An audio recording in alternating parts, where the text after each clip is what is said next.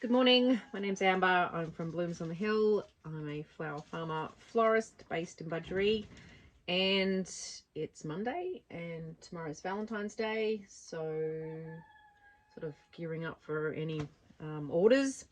Today I'm just transplanting some foxgloves. I've got some little seedlings here. They're very little, they're very crowded because the seeds are very small, so with these ones, they would have been sown more on the surface, and they'll put in a green tray like this so that I could water them from the bottom. So if you got really tiny seeds that are more on the surface, sometimes things need light to germinate, they get very easily washed away, so you need to put water in the bottom of your tray. So what I'm doing is I'm now pricking them out and putting them into little separate cells. I'm just putting them in those blue things because I can't find any little tiny pots, but whatever you've got. So I'll just move you down a little bit, see if I can get you to sit. Oh, not sorry. Oh, now you're going sideways. Good grief. Okay, sorry about that. Okay, so to get into these out of there, what I'm doing, I'm just actually using a little tag and just sort of digging them out, and then you can see I'm holding them by the leaves, not the roots. Make a little hole in my soil and then just plop them in really carefully. Some things don't like being transplanted. We'll see how these foxgloves go. Hopefully they'll be okay. I haven't seen anything that says that they're not. Oh, foxgloves are poisonous apparently too, so don't eat them. As if you would.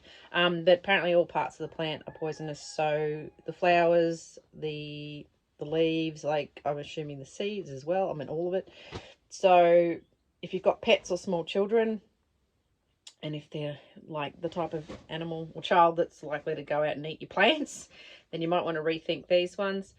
But yes, I guess just be mindful of that.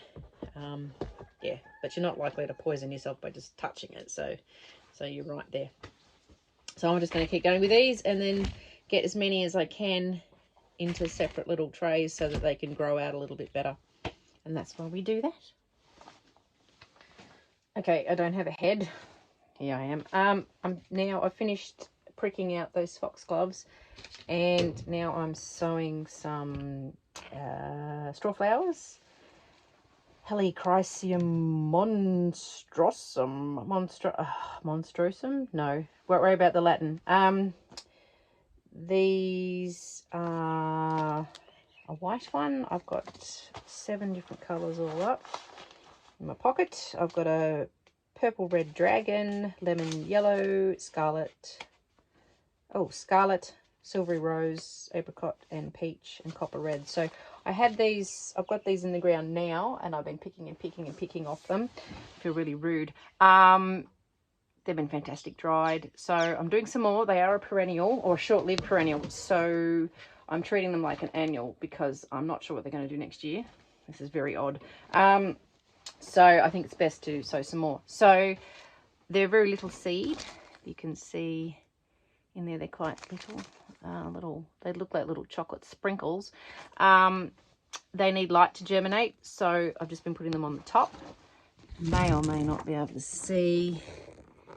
Sorry about the wriggling. There's some little seeds in here, little tiny weeny seeds. I'm just putting them on the top, and then I'll use a spray to water them so that they don't go everywhere. I could put them in a tray to water from the bottom, but I've only got a handful of those left. So anyway, we start them now into summer. It does say January, February, March, April, I think you can start them, and they overwinter nicely. You can put them out. Last year I think I even started some in June and they did okay. Yeah, but they're a great crop, really great dried crop. I find that I sell quite a lot of dried bunches at farmers markets, so this one is worthwhile. So I'm not covering them up with soil, I'm just pressing them in so that they're making contact with the soil. I could maybe sprinkle a little bit over, but they should be right like that. I'm just wandering down to get my house cow. I better milk her tomorrow. We're nearly out of milk. Roxy, put your head up. She's a brown blob over there. I better watch her I'm walking so I don't stand on a snake. I made a nice bouquet this morning to, went up to Merber North with my son. He delivered it for me. It was for a birth of a new baby. I will show it to you.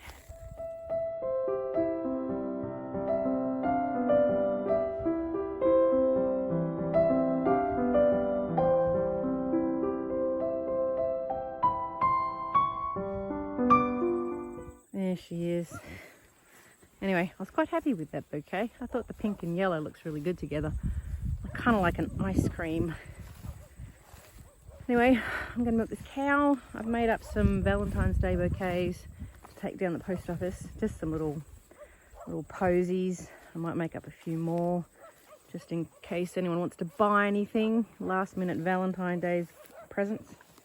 In the hope of selling some. And I'll show you those.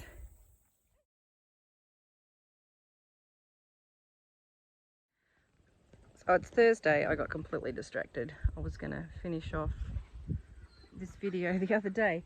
But here's the dahlia patch looking really good. And some dahlias in my paddock are actually blooming, although they're still fairly short. I had a last minute Valentine's Day order, so I took those bouquets down to the post office on Tuesday and then got a last minute order and had to make up a bouquet. Like I had to cut it and then make it up, and the guy was going to be here in like half an hour, so that was pretty stressful, but it was all good. So that was this bouquet.